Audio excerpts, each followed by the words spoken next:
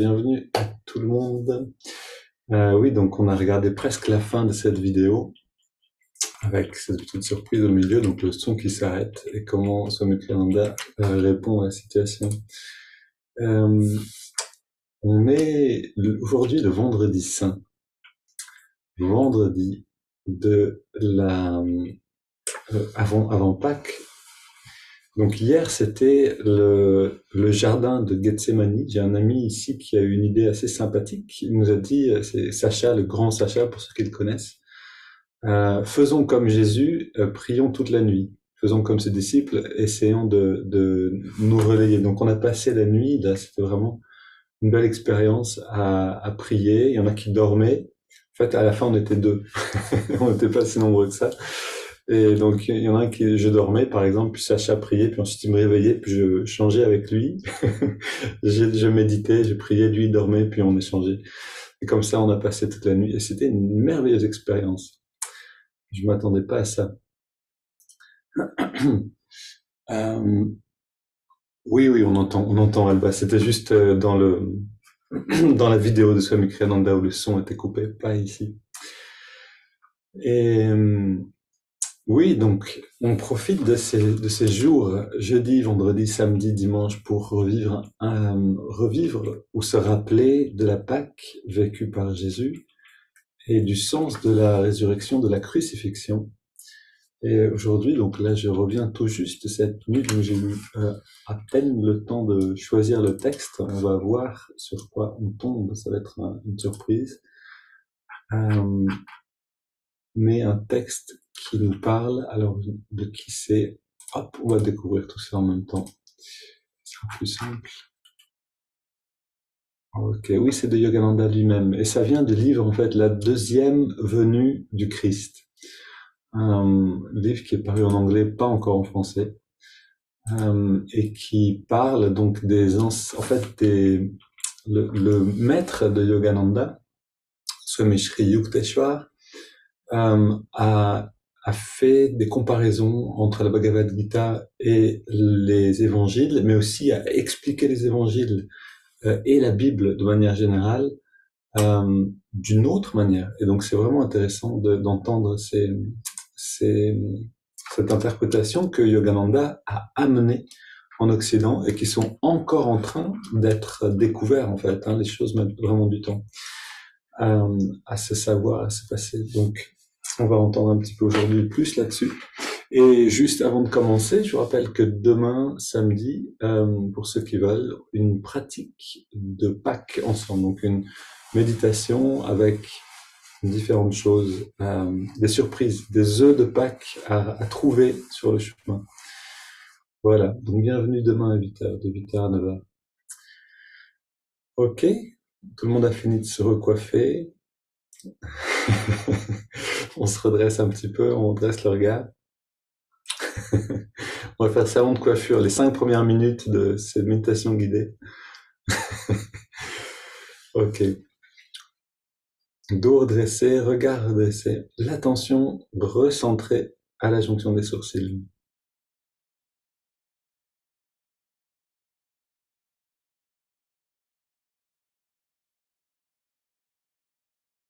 Et comme on l'a fait hier, on accueille ce moment dépoussiéré du voile de l'habitude. On médite régulièrement, peut-être tous les jours, on passe par ce moment tous les jours et pourtant, c'est jamais le même.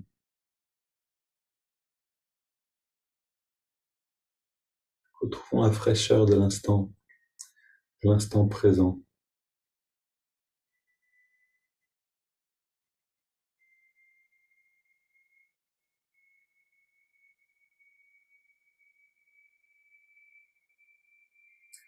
C'est quelque chose qu'on peut s'amuser à faire tout au long de la journée.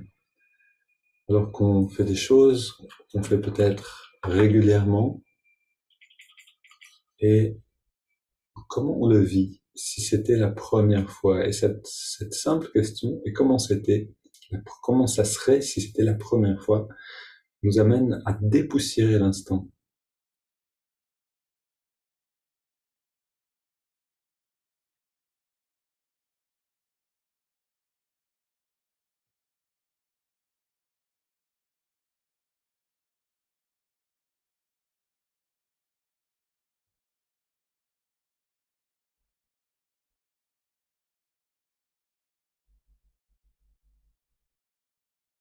puis on ressent le battement du cœur et on adapte, on accorde la respiration avec ce rythme naturel. Inspiration profonde, expiration profonde sur 6, 8 battements peut-être, chaque mouvement de respiration.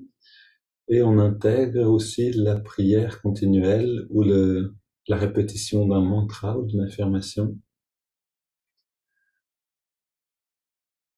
Ô guide divin, guide-moi maintenant et en chaque instant de ma vie.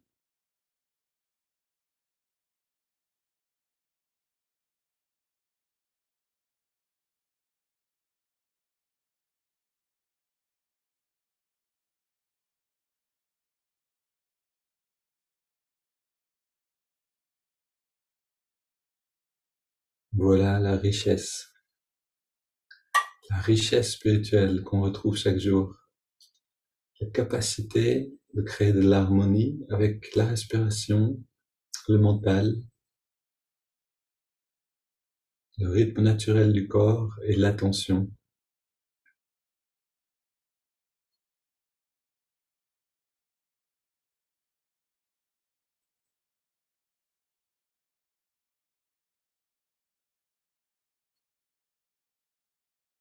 Nous demeurons dans cette pratique tout au long de la journée, on devient une antenne relais. On émet de l'harmonie à travers l'environnement.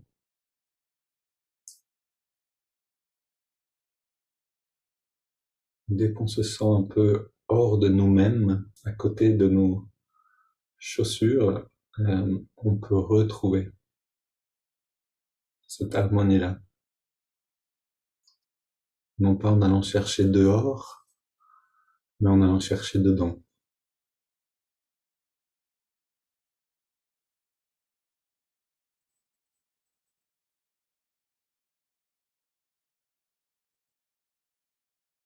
On garde cette pratique et on va dans les étirements du dos.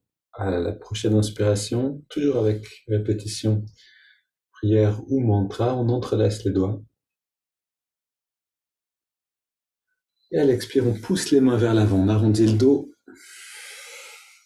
le plus possible.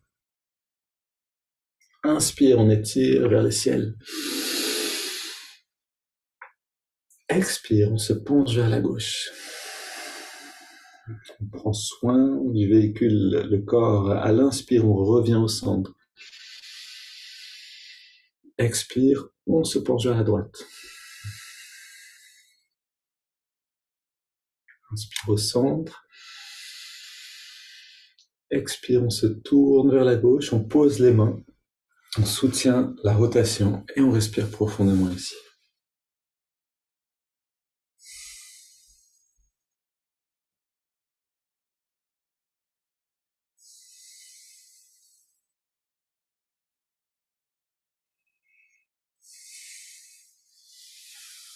Inspire, on revient au centre, on étire vers le ciel. Expire, on se tourne vers la droite, on pose les mains, on va dans la rotation et on se retire en nous-mêmes, dans la prière, dans la pratique intérieure.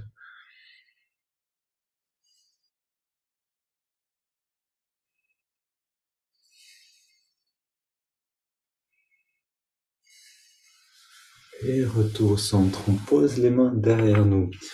Et là, on est sur le plongeoir, juste devant la piscine, on s'apprête à sauter. Donc 20 respirations profondes pour faire ce saut de la conscience, plonger en nous-mêmes.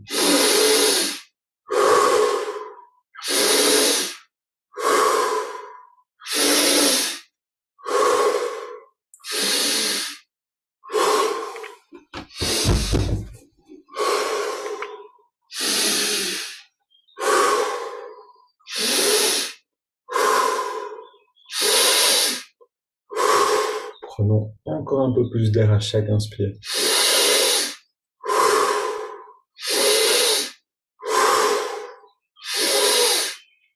Et trouvons un plaisir toujours plus grand à sentir la fraîcheur de l'inspiration, synonyme de l'énergie qui rentre. Encore 10 respires.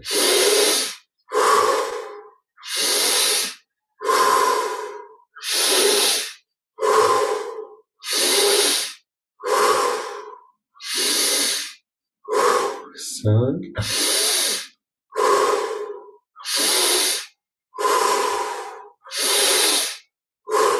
2, la dernière.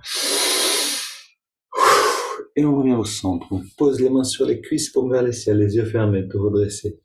Regard redressé, une grande inspiration. On garde l'air dedans et on se détend complètement. Puis on laisse l'air sortir.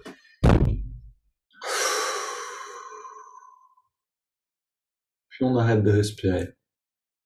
Et on reste dans ce moment de pause,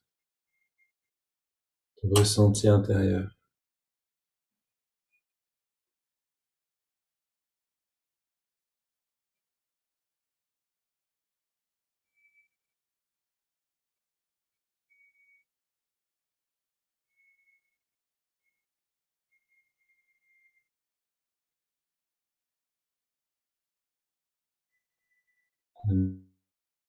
Profondément. On garde l'air dedans et on rentre le ventre, gardant le regard redressé, l'attention concentrée dans le lobe frontal, jusqu'à sentir une pulsation à cet endroit-là. On veut réveiller l'œil spirituel, puis on relâche le ventre et on expire. Quelques instants pour vivre cette richesse intérieure.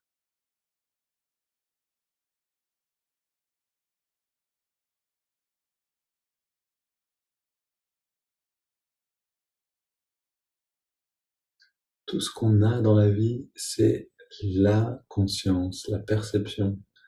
Quand la conscience se retourne, se plonge en elle-même, alors c'est la béatitude, c'est la richesse sans limite. Ce petit moment d'intégration pour réaliser chaque jour que toute la richesse qu'on cherche est dedans. Non pas une réalisation intellectuelle, mais une réalisation perceptuelle, de la perception, de l'expérience.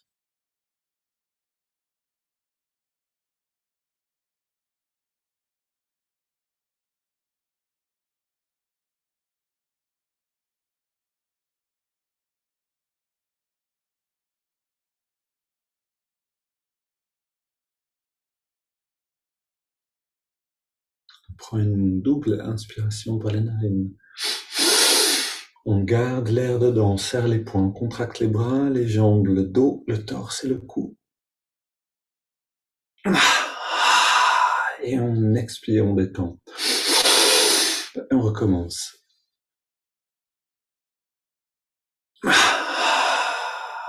Et une dernière.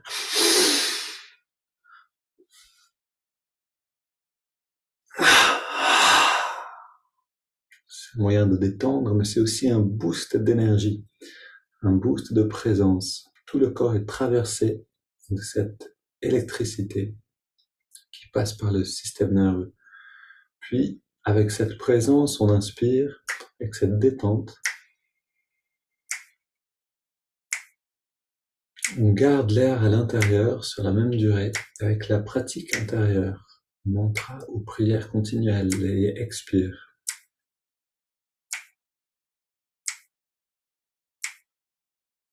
Inspire.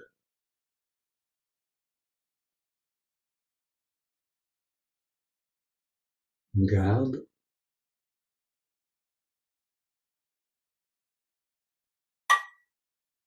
Expire.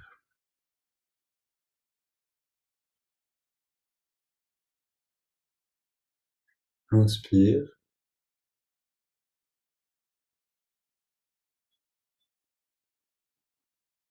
On retient le souffle.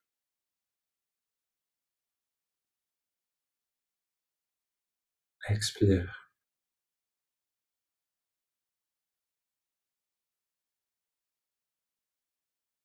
Dernier cycle. Inspire.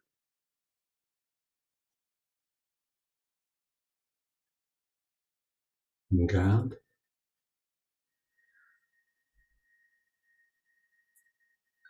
Expire. On sent cette harmonie entre cœur et mental et on inspire profondément. Puis on abandonne le contrôle du souffle complètement. On profite de ces secondes, de ce moment d'abandon avant de prendre le contrôle de l'attention et d'aller dans la concentration. On a ce petit moment d'expansion, ce petit moment où on savoure.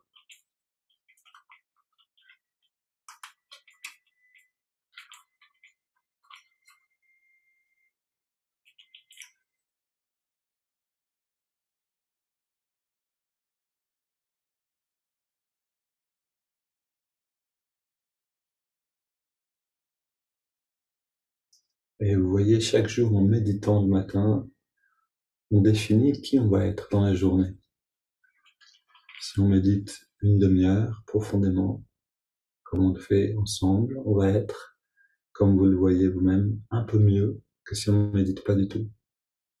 Je vous encourage, après cette expérience de prière cette nuit, je vous encourage encore et encore à augmenter un petit peu le temps de vos méditations régulièrement. Ajoutez 5 minutes, une semaine après semaine, et voyez qui êtes-vous après 35 minutes, 40 minutes, 45 minutes de méditation. Et petit à petit, on aime tellement cette version de nous-mêmes qui a médité plus longtemps qu'on ne veut plus revenir en arrière. Et le chemin est vraiment dans cette abondance. Plus je reste dans la méditation, et plus la fluidité, l'inspiration viennent naturellement pendant la journée. La recette est simple, on a juste besoin de l'appliquer progressivement.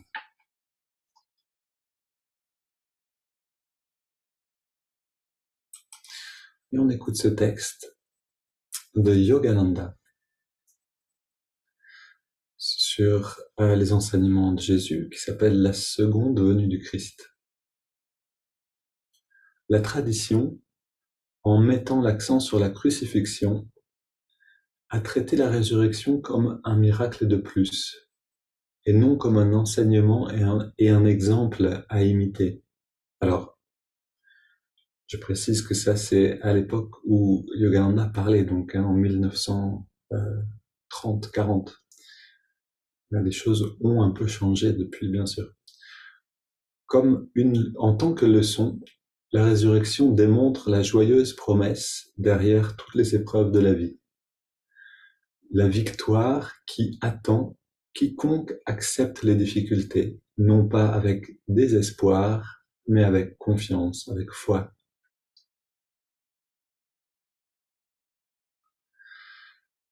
La crucifixion incarne la persécution que le monde inflige à ceux qui vivent pour Dieu.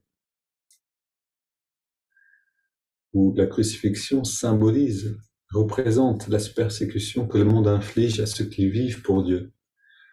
Car il arrive souvent qu'en échange de l'amour et de l'amitié divin, les dévots reçoivent haine et mépris.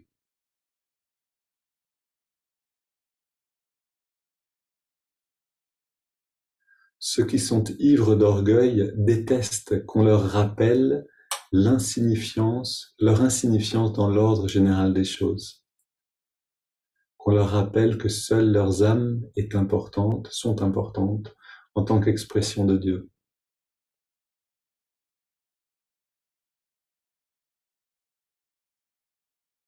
La résurrection donne non seulement l'assurance réconfortante que le ciel existe, le royaume intérieur, mais que l'amour et la joie sont, en fin de compte, plus puissants que la haine.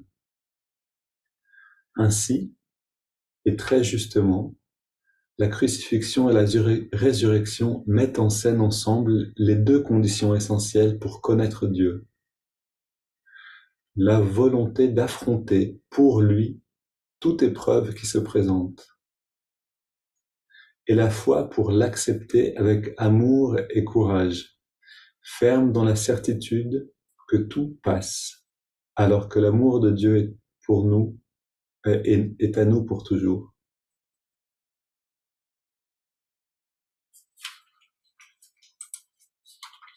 Voilà, je m'arrête ici et vous retrouverez le texte, et même un petit peu plus, dans la description de cette vidéo.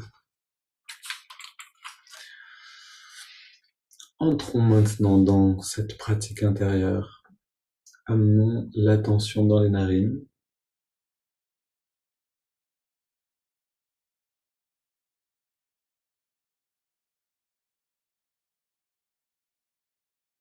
Trouvons l'endroit où on sent l'air le mieux.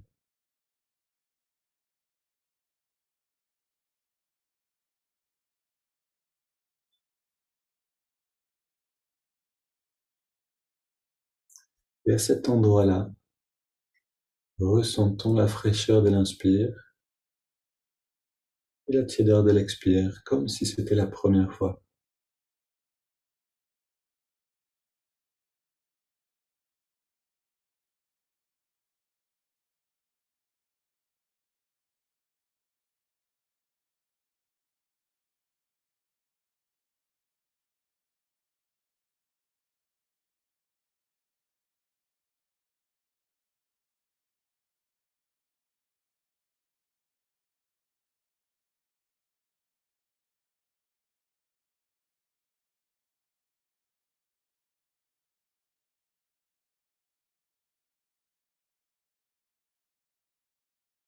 Et on plonge dans la sensation de la respiration, jusqu'à ce qu'il n'y ait plus que cette sensation-là qui existe pour nous.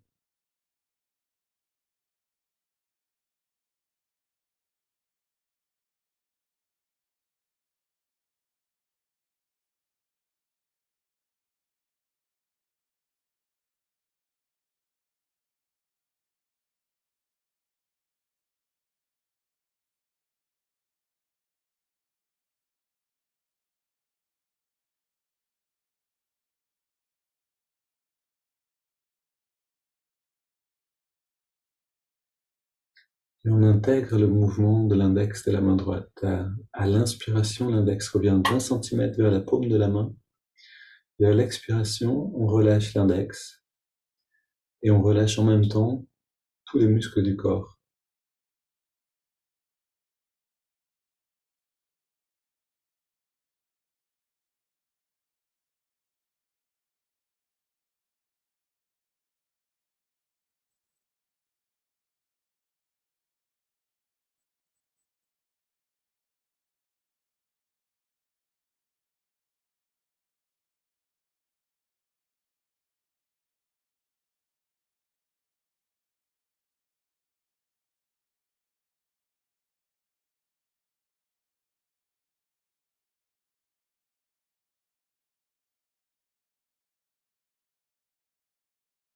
Et en quelques respirations, on atteint cette immobilité, cette détente qui entraîne naturellement le retrait des sens.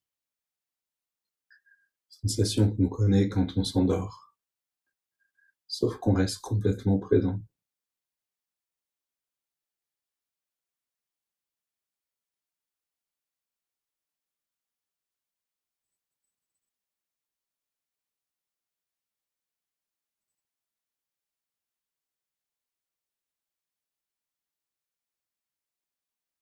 On intègre le mantra. Hong accompagne l'inspiration, H-O-N-G, et Sau accompagne l'expiration, S-A-U. Intérieurement, mentalement seulement, on chante en accompagnant la respiration naturelle.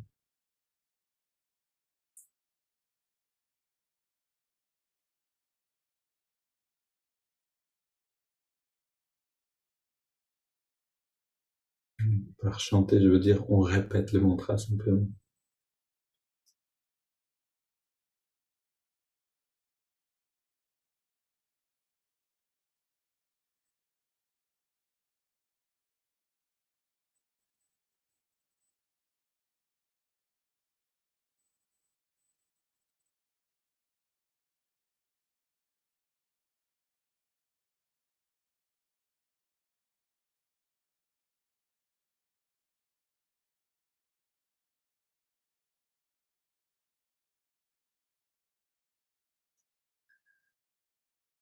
On va garder cette pratique encore 3 à 4 minutes.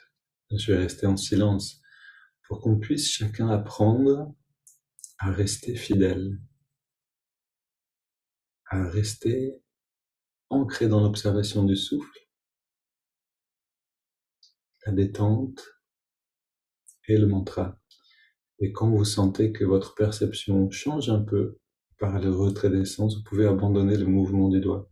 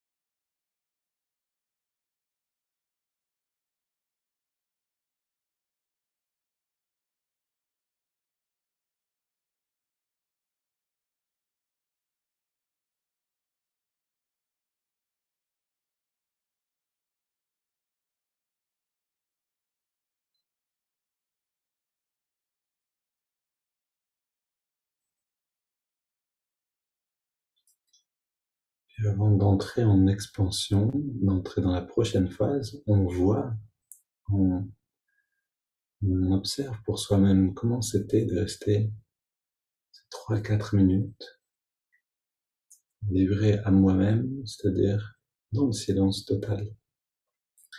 Est-ce que j'ai pu rester fidèle à la respiration, à la pratique? Combien de fois je suis parti suivre des pensées qui traversaient la route?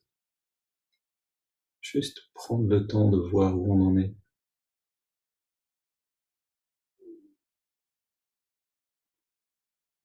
Et puis on entre dans la phase d'expansion. On prend une grande inspire et une longue expire en trois expirations. On laisse l'air dehors un instant et le souffle revient à son rythme. sans aucun contrôle de notre part. On abandonne toute technique, l'observation du souffle, le mouvement du doigt et le mantra, et on abandonne tout effort, toute volonté personnelle. On découvre l'instant, l'expansion de la conscience quand on arrête de faire.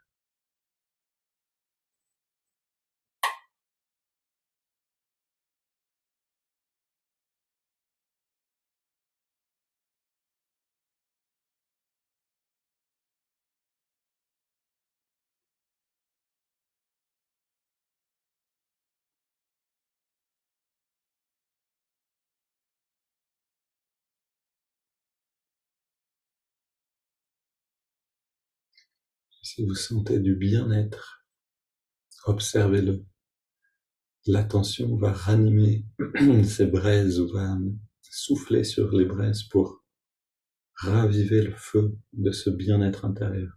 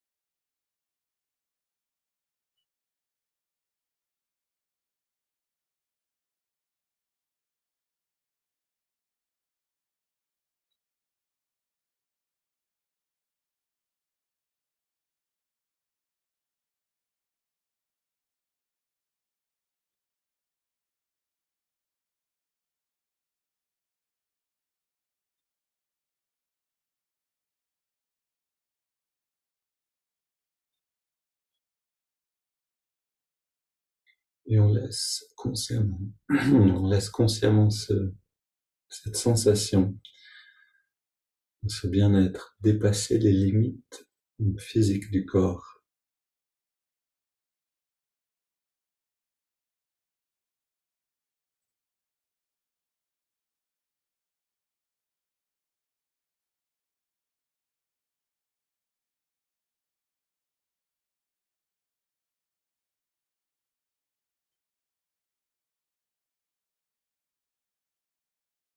De cette manière, chaque jour, par l'expérience, on se rappelle que la conscience n'est pas dépendante du corps physique.